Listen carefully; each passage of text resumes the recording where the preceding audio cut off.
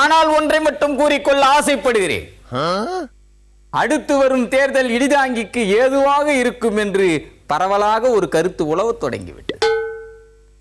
கேக்கின் மேல் வாக்கிங் போனால் எப்படி லகுவாக இருக்குமோ அப்படித்தான் களம் இடிதாங்கிக்கு இதமாக இருக்கும் என்று அமெரிக்க அதிபர் கிறிஸ்துமஸ் கேக்கை அனுப்பி வாழ்த்து சொல்லியிருக்கிறார். மொன்னையான கத்தியை கொண்டு வெண்ணையை வெட்டினால் எப்படி ஸ்மூத்தாக இருக்குமோ அப்படித்தான் இந்த தேர்தல் இடிதாங்கிக்கு ஸ்மூத்தாக இருக்கும் என்று ரஷ்ய அதிபர் விளாடிமிர் புட்டின் கருத்துக்களை கசிய விட்டிருக்கிறார். ஆக இதுவரைக்கும் கல்லும் முள்ளுமாக காட்சியளித்த தேர்தல் களத்தில் பொசுக்கென்று புஷ்பம் பூத்து காணப்படுவதால் 2016 இடிதாங்கி மாண்பு மிகுவான் என்பதில் ஐயமில்லை.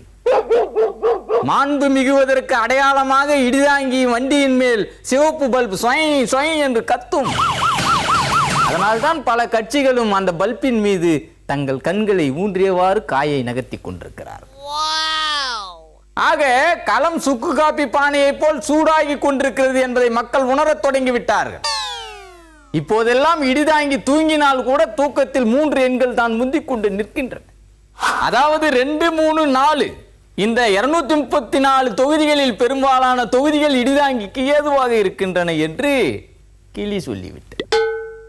கூண்டு கிளி இப்படி ஒரு குண்டை தூக்கி போட்டிருப்பதால் தான் மாற்றுக் கட்சியினர் இடிதாங்கியிடம் கூட்டு வைப்பதற்காக என் வீட்டை சுற்றி சுற்றி வலம் வந்து கொண்டிருக்கிறார். எப்படி பேச்சை தொடுப்பது என்று தெரியாமல் பேச்சு தொடுப்பதற்கு ஒரு காரணத்தை கண்டுபிடித்துக் கொண்டு இடிதாங்கியின் வீட்டின் முன்னால் காத்து கிடக்கிறார்கள். எங்கள் வீட்டில் கல்யாணம், எங்கள் வீட்டில் காது குத்து, எங்கள் வீட்டில் பூப்புனித நீராட்டு விழா, புதுமனை புகு விழா என்று அழைப்பிதழுடன் வந்து அழைப்பு மணியை அழுத்துகிறார்.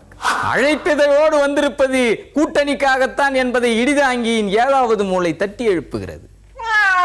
விழாவுக்கு போக வேண்டாம் என்று சிறுமூளைக்கு கட்டளையிடுகிறது 7ஆம் அறிவு. கூட்டணி வேண்டாம் என்று சொன்னாலும் 8ஆம் அறிவு பிரியாணிக்கு கொட்டாவி விடுவதை புறந்தள்ளிவிட முடியுமா? கூட்டணி என்பது வேறு, பிரியாணி என்பது வேறு என்பதை பிரித்து பார்க்க தெரியாவிட்டால் அரசியல் ஒரு சிவிலைஸ்டு அரசியலாக இருக்காது.